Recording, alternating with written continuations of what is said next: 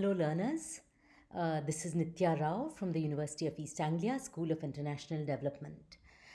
We looked at creative communication and extension education in Block 1 and its contribution to sustainable development. So, in this Block 2, we would like to actually look at the different dimensions of sustainable development with a particular focus on zero hunger or removing hunger, that is the Sustainable Development Goal 2. So, I will speak a little bit about this as an example of how we can address issues of sustainable development. The objectives of this session are really to look at what do we understand by sustainable development, how do we understand food systems central to reducing hunger from a sustainability perspective. So what does a sustainable food system, for instance, looks like? And I will really argue that this is about meeting our basic human rights of food security. This is a basic human right for all of us to live, and so is very central to sustainable development. Some of you will be aware that in 2015, the United Nations, all the countries met and adopted the 17 goals as part of the Sustainable Development Agenda. This was really a blueprint for peace and prosperity for people and the planet now and in the future. So, what does it focus on? If you're looking at now and in the future, then one thing is important, that environmental, ecological security has to be there. Social equity, we have to emphasize social equity. And the third very core element is around economic or livelihood security. So these goals, they strive to end poverty and other deprivations alongside strategies that improve health, that provide quality education, that reduce inequality, spur economic growth, while also protecting environmental resources, including water resources, fish, seas, oceans, and also addressing problems of climate change. So, as I said, I will focus on the Sustainable Development Goal 2, zero hunger, which seeks really to address or end the hunger of over 840 million people globally by 2030, providing them with safe, sufficient, and nutritious food all year round. Additionally, it seeks to double agricultural productivity, particularly of small scale producers like women, indigenous people, and so on. From a future point of view, as I said, environment is a very important element of the Sustainable Development Agenda. So, agriculture has often been seen to be exploitative, to overuse groundwater resources, to overuse and deplete soil health and soil conditions, to reduce biodiversity. So, when we say promote resilient agricultural practices, it is also about how do we ensure that we are not destroying our nature and our planet. And there are other elements of this goal like rural infrastructure, including markets. We saw in the case of the COVID-19 pandemic that with the lockdown, when transport closed, that actually people were unable to market their produce. Many farmers lost their fruits and vegetables which were being grown. So, what I want to say now is that very central to this goal is ensuring food and nutrition security to all people. There is a definition which has been provided by FAO, and I will talk a little bit more about this definition, about all people at all times have physical, social, and economic access to sufficient, safe, and nutritious food that meets their dietary needs, and also food preferences for an active and healthy life. But what is very critical here is that this definition, it conveys a basic right to food, and this has been accepted by various declarations, including the UN Human Rights Declarations of 1948. And this particular definition comes from the Rome Declaration on World Food Security, adopted at the World Food Summit in 1996, and so on. Having said this, this is a basic human right. Still, the implementation of this right is very uneven in practice, and we need to still do a lot of work to uphold this fundamental human right. So, while traditionally, as per the FAO definition at the World Food Conference, as I said, this definition was adopted And there were four basic elements of this definition which was seen as critical. First and most important was availability of food. That means food has to be available. In one of the following lectures, you will hear about also the Indian case. When India became independent, it was really seen, there was immense amount of hunger and poverty. It was seen as a basket case. We were dependent on food aid. And then the government with scientists, farmers worked together. In the late 60s, we saw the Green Revolution in India. And it was as a result of this joint action that actually India became food secure in terms of its production of food. So sufficient amount of food was available. This is important. Second element is in terms of access, physical, social, and economic access. And here we're talking about physical, that is in terms of, if you're in a remote village, you don't have shops nearby, you don't have transport. At times of crisis, you may have nothing. And about a decade ago, we would hear about the deaths in Kalahandi, Koraput, and so on due to starvation. It was because of remoteness. They could not reach, food supplies could not reach them. Social access is because of your particular social identity. You may be a lower caste person, you may be a widowed woman who doesn't have access to certain spaces. And economic access is really money. Do I have money to purchase some foods that I need from the markets? The third element is around utilization, and that is how far is the body able to absorb the food we eat. This also depends on other factors like water and so on. I will talk in little bit more in detail about each of these elements as we go along. The fourth one was stability. And stability is really in terms of short term, against price rise, against an extreme drought or flood, that how do we immediately provide some kind of short term stability.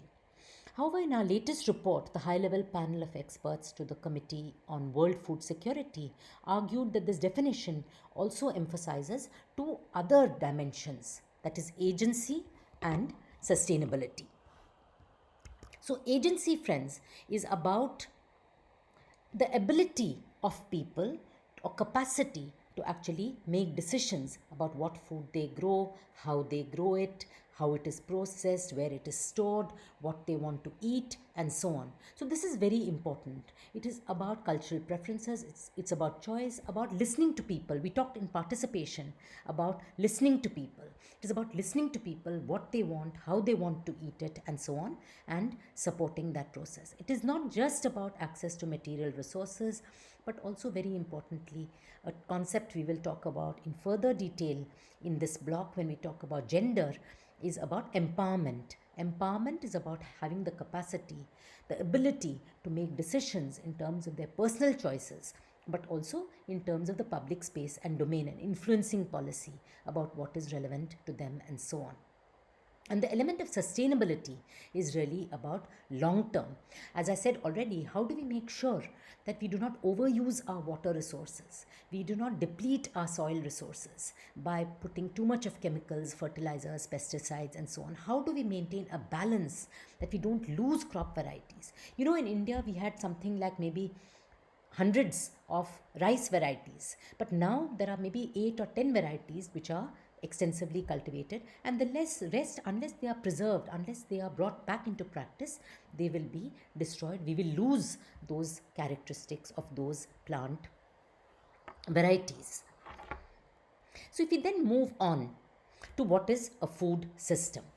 So a food system is really contains all the elements of the environment, the people, what are the inputs we are using, the processes, what is the infrastructure, the institutions, all the activities that relate from the production, processing, distribution, preparation, right up to the consumption of food when we put food in the table.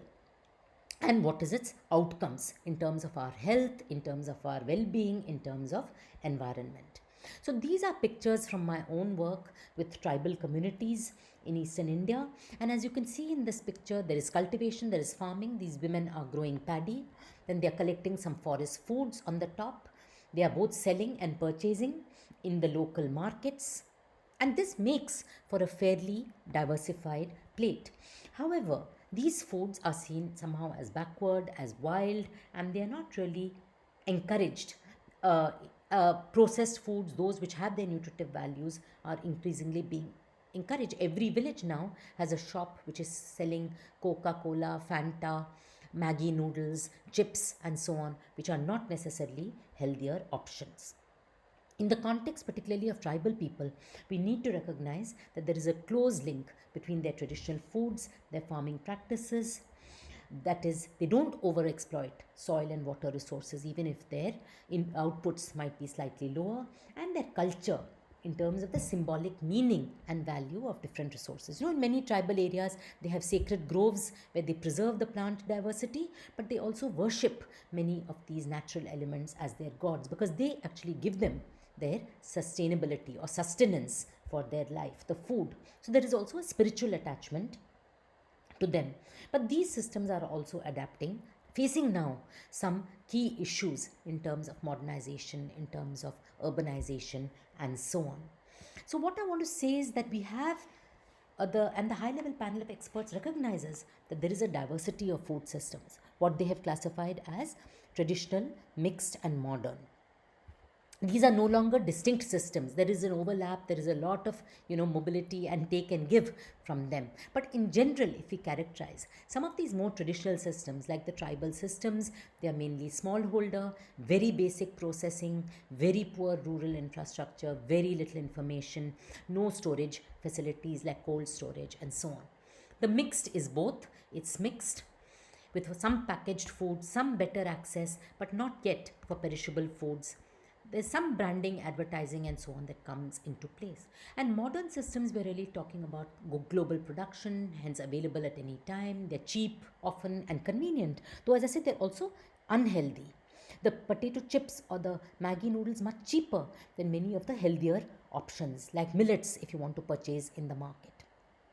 But there is an expansion of retail, including supermarkets. And here, to purchase these kinds of foods, there is a big difference by the wealth category. The rich people can access many of the better, higher quality foods compared to the low income people who end up getting cheap foods but which are often unhealthy. There is a high level of promotion through multimedia channels and so on, but they have also better storage facilities. And I just want to give you an illustration of these traditional food systems that, as I said, they are very much in harmony with nature, that they are quite diverse. But yet, if we look at the data for India, we see that when we look at stunting, this is weight for age of children under 5 years by district, then you have many of the tribal areas of central India.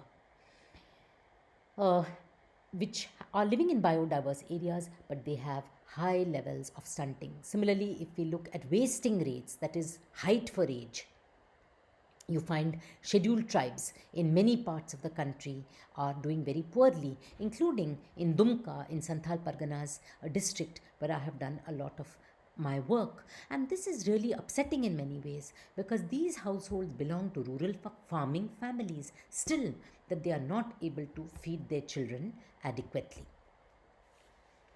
So I'll now move to what are the various factors which are driving these food systems change, and these are complex, but they are interrelated and constantly evolving.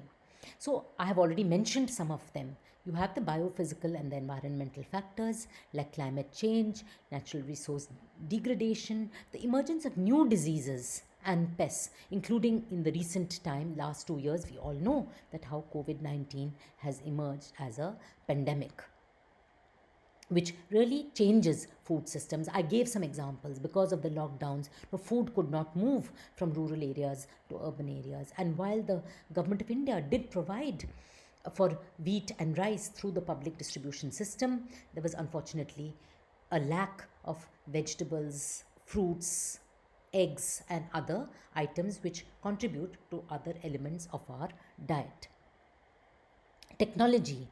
As I said, technology, especially post harvest, continues to be quite limited, but there are good signs in terms of change, which, with the problems that have arisen due to Green Revolution, I think there has been more investment recently in more diverse cropping patterns, in agroecology, and other sustainable approaches. Also, precision technologies, data driven technologies, have started supporting innovation within agricultural systems. The economy. As I had mentioned earlier, when we talked about the diverse food systems, we find an increasing concentration of agri-food supply chains. Big companies are coming in, investing in food systems and also controlling. There is increasing corporate control. And of course, this affects the small scale producers, because as corporates start coming and controlling land and market access, then the small scale producers are pushed out, leading to also changes in the kind of demand. Is it more for food? Is it more for uh, feed for animals? Is it more for fuel? So, biofuels, we know, we have heard about many countries actually investing or buying land in many African countries like Ethiopia in order to grow biofuels like Jatropha.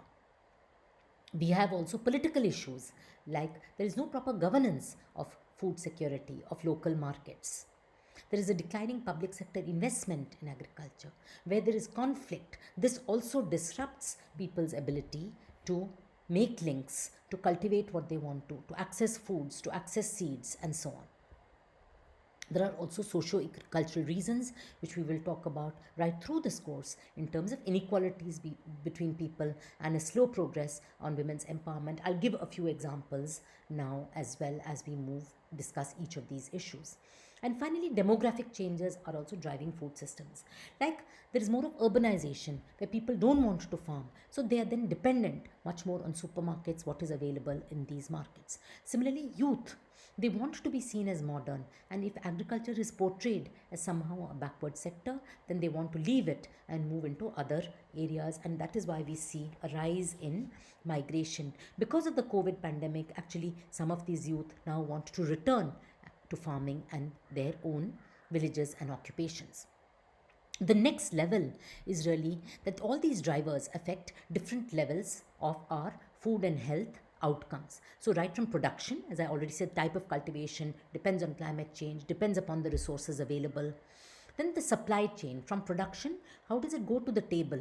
You have storage, processing, packaging, trade, retailing. Who is controlling this? What is your food environment? That is access to food, affordability of food, acceptability, quality. Here, your social, demographic, cultural factors become very important.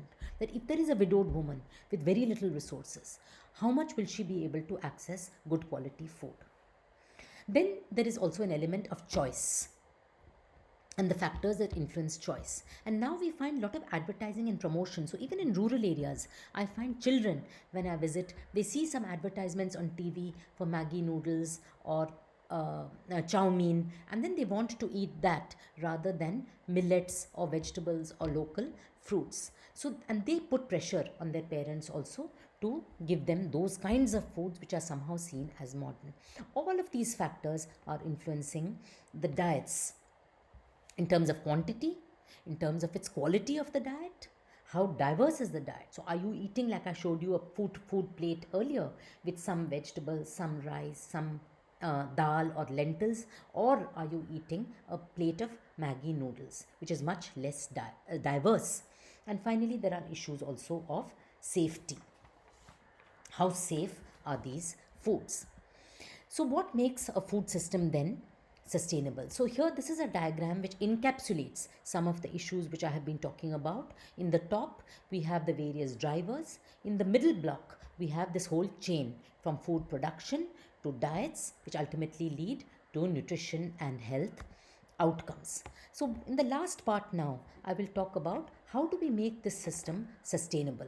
And here I had asked a question at the start, learners, that what do we mean by sustainability? And I come back to the definition of food security.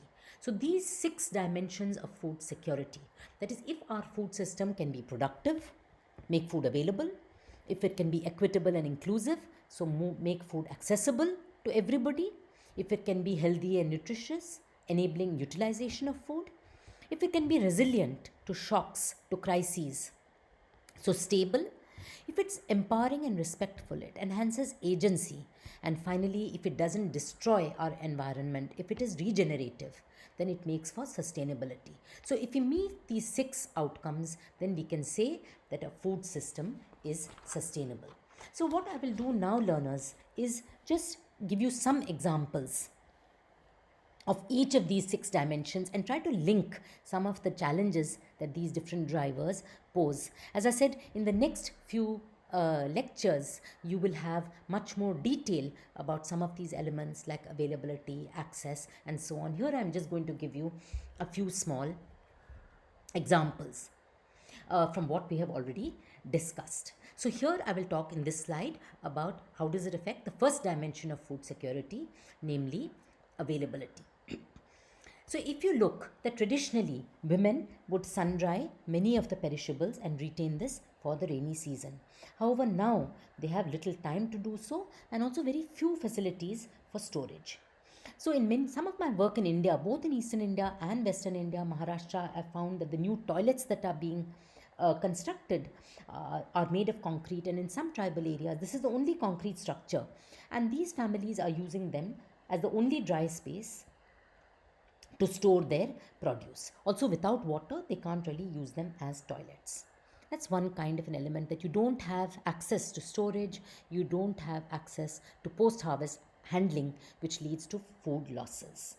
Also, women don't have resource rights. There's no support for women farmers. So I was working in Banaras district in UP, where a lot of the men now migrate to Surat, to Gujarat, to work in companies and factories. Their women are actually doing the production activities, but they don't have access to bank account, they don't have access to credit, so therefore they can't hire labor.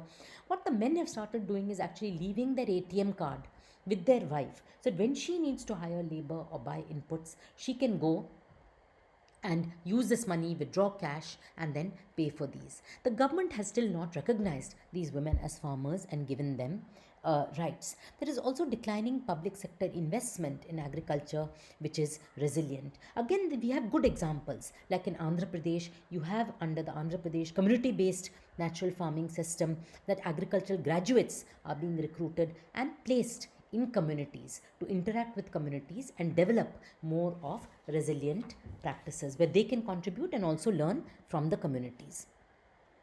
In terms of access, we find, as I said, all the three. This is a picture of a very poor widowed lady who is selling waste fish near a harbour in rural Tamil Nadu. And here we see that what are the factors? No, she is a widow, so her social identity, she doesn't have much income.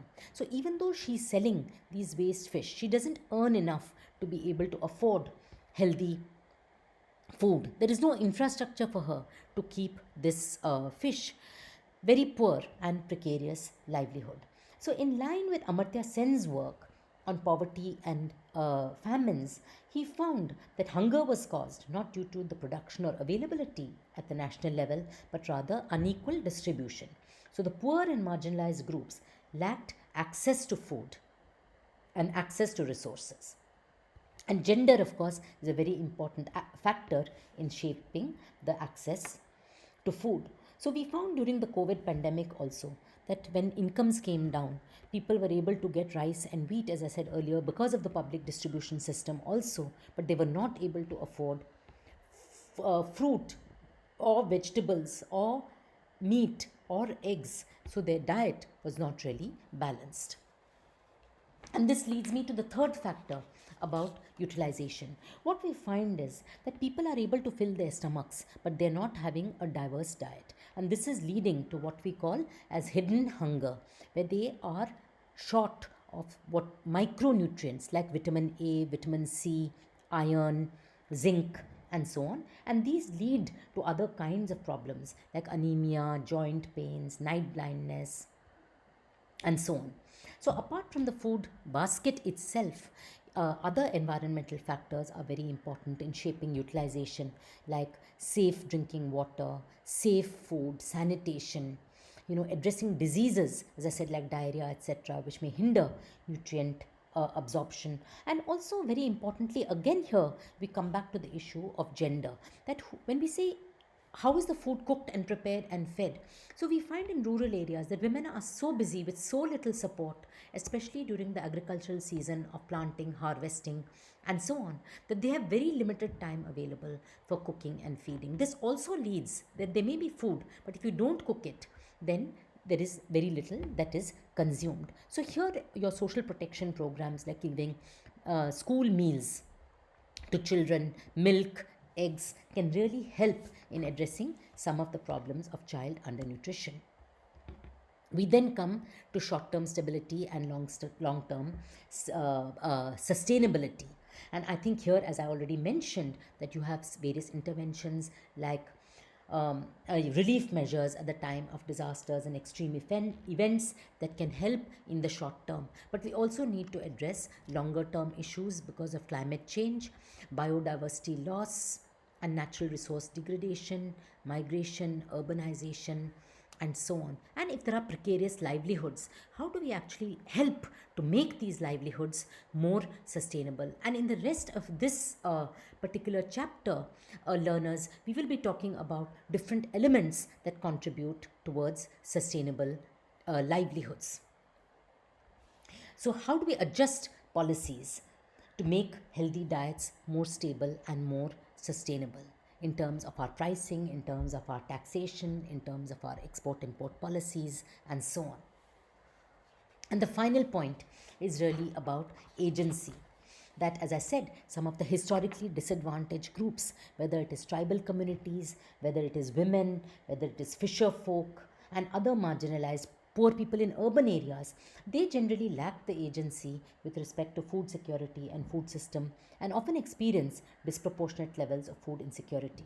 At the other hand, people like the big companies now are getting more and more power in shaping how our food system works. So, this is something we really need to address. We find enough examples, whether it is in Punjab, where KFC is contract farming of tomatoes, or you have in retail, like Reliance Fresh is purchasing a lot of the vegetables. So, there is a concentration really in terms of corporate control. I found this also in my own work in Eastern India, where in terms of land even and resources, you have paper companies who are encouraging the cultivation of eucalyptus on uplands where women earlier used to cultivate millets or horse gram or other kinds of pulses. So, here we find an important role for collectives and groups to challenge some of these inequalities and make their voice heard. However, we also need to support the setting up of legitimate spaces and resourcing of such collectives. The Amul Dairy Cooperative is a very good example of collective action to overcome these unequal power relations by small producers, especially women. So, within the high level panel report, we noted that there are four key policy shifts that are needed if we want to move towards a sustainable food system as we move towards 2030, which is the target year for the Sustainable Development Goals. One is we can't just see it as a separate issue of agriculture or food, but we have to see the interconnections with other systems like health, like economic policies, like trade, like taxation. This is very critical. Secondly, we need to look not just as hunger, so providing rice and wheat or cereals for energy, but also at all forms of malnutrition, including vitamins, minerals, and micronutrients that come from other diversified food products. We have to transform our food system as a whole if we want to achieve this goal. And in order to do so, while some of our understandings are more global, we actually need to find solutions which are context specific. This is because, as I said, the environment, the economy, the people, the culture, these are all different in different contexts. So we cannot find a one solution to everybody. And again, going back to our learnings around participatory approaches and creative communication, that we need to really find out what are the local needs and priorities and find solutions accordingly. In summing up, learners, we are clearly not on track to meet the Sustainable Development Goals, especially those related to zero hunger, food, and nutrition security. So, we need to strengthen our conceptual understanding by bringing in this element of people at the center of it, at the heart of it. What do they need? What do the poor people need? What are their priorities? How are the different drivers of the food systems affecting them? And how can we really help shape their final outcomes? For this, research and documentation using participatory, people oriented approaches is very, very important. So, the other element here is that we really need to make sure that to be sustainable, I think if we put people at the center, then we need to make sure that we are also addressing all the 6 dimensions of food security, in particular respecting people and empowering them. The policies really need to be context specific. I cannot emphasize this enough. If we are to find solutions in moving ahead to 2030, we need to make sure that we are really listening to people on the ground. We're seeing what are the resources available, and we're making policies that actually enable people, that facilitate people, rather than dictate what needs to be done. So, this is very critical for attaining our goals of food and nutrition security. So, thank you, learners.